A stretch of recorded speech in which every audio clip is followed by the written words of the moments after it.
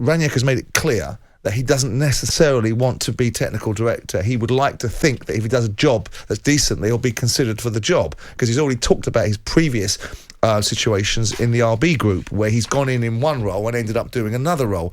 So I don't buy that. Trust is something you earn. It's not something you're given, right? It takes a period of time to build up trust. Yeah. I believe, and I don't believe it because I'm motivated by any agenda before people start jumping up and down. I believe that a lot of the damage that Manchester United, which is seamless, unseen damage, is the damage of a manager that wasn't fit to do the job, that was left in situ for 3 years, that's eroded a base of players that have forgotten what their job is and forgotten what their responsibilities are, get that, and Simon. forgotten who they're playing for. And I know you always go back to that because you're talking about, of course you're talking about Ole. I'm talking about Ole Gunnar But in Solskjaer. Rangnick's situation, how can you earn trust in a matter of months? Well, it depends how effective you are on the job that you're doing. I think what you're seeing is a United side that is subsequently now being made to work a lot harder in training.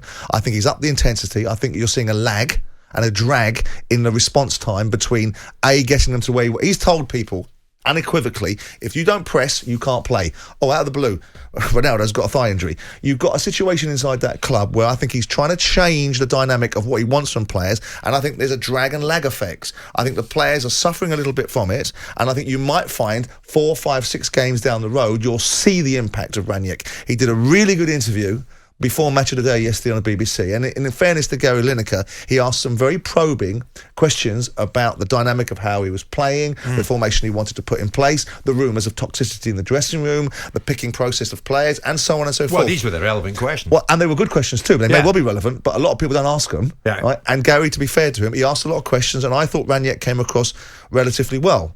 And United yesterday were poor. They were poor, but they won. So the outcome, the ends justifies the means. The process, trust the process and watch for the outcome. 6 or 7 games in, and it's not an agenda.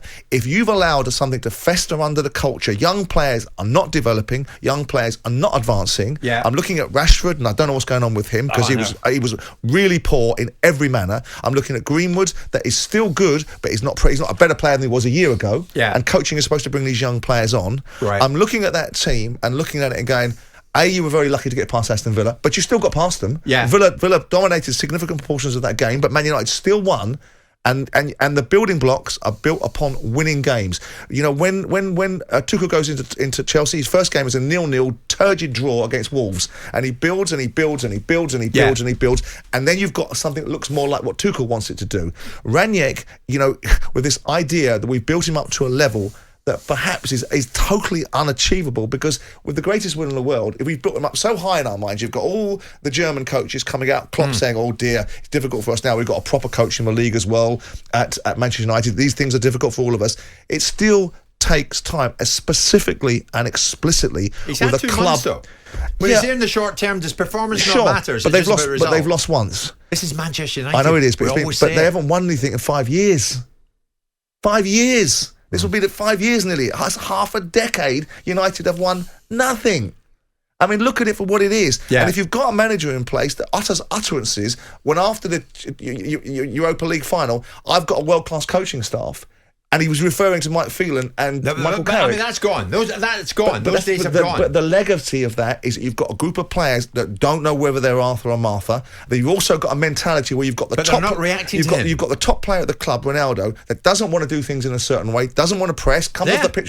What do you think Rashford's going to do? You imitate what you see. When you see a role model like Ronaldo that bolts down the tunnel, doesn't want to get engaged, unhappy about certain things, then you're going to see younger players that are impressionable, that aren't the full package. Because, by the way, Rashford's been built up to a level that he isn't at anyway. So this expectation of Rashford is probably unrealistic. But I think, with Rangnick, making excuses for the performances on the pitch are not based upon looking at the bigger picture. If you are changing the culture of that football club, it isn't instantaneous with young, arrogant, conceited, overblown footballers. It takes time to make sure your message gets through. But Simon, with each passing week, do you not question the wisdom of an appointment of another interim manager?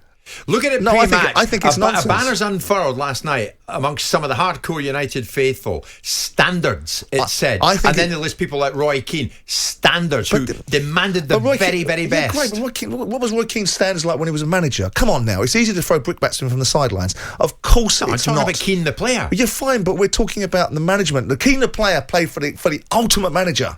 The ultimate manager that enforced the standards. He could have had Andy Capp in the dugout alongside him as a number 2 because he was an ultimate manager.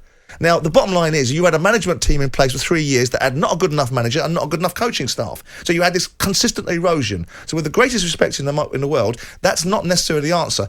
But the interim management situation leaves it open to what are you doing? Don't you know what you're doing? Why do you have to keep making decisions that you have to keep looking at? And I get that. And that's not how a blue chip business is run. Exactly. And a blue chip business in football terms is Manchester United. This is how a small or medium-sized business is run because it doesn't know what it's doing. Sure. It's not a good look. I get that. But it gives people an excuse. But don't be under the illusion that Ralph Rangnick is running around thinking this is a temporary employment. It's not. He thinks he's going to get this job. He thinks he's going to be able to build a side that gives him a chance to get a job. And they're only going to do that by winning games. And by the way, whether we like the performances or not, and they've been crap, some of them. Newcastle were crap against. Palace weren't much better. They weren't much better against Norwich. Right? But they're winning more games than they're losing. So build on that. Yeah, but let me jump in before. I know we're overrunning here, Luke. I'll get to the break in a second. Let me jump in here. You know and I know. Rangnick's not going to get it. I don't know that at all. Simon, we spoke, and I can't name names, we spoke. I don't know that. At the highest level of Manchester United last week, who said to us, each and every hour of every day, we're working on the permanent appointment for the summer. And we're working on the permanent appointment, which might include Ralph Rangnick in the mix, because ultimately his outcomes will determine what happens to him. But the bottom line is, with respect to that level of information that we got and whoever we got it from, the senior management of Man United have turned this into a fiasco. They're the ones that have turned it into a fiasco. So who cares what they have to say within reason? Because their selection process has been laughable. But they're still there, and they'll make the decision. One of them is, and of course he's cut from the same cloth. So you might find the same challenges that have gone from the previous incumbent might be visited on the next one.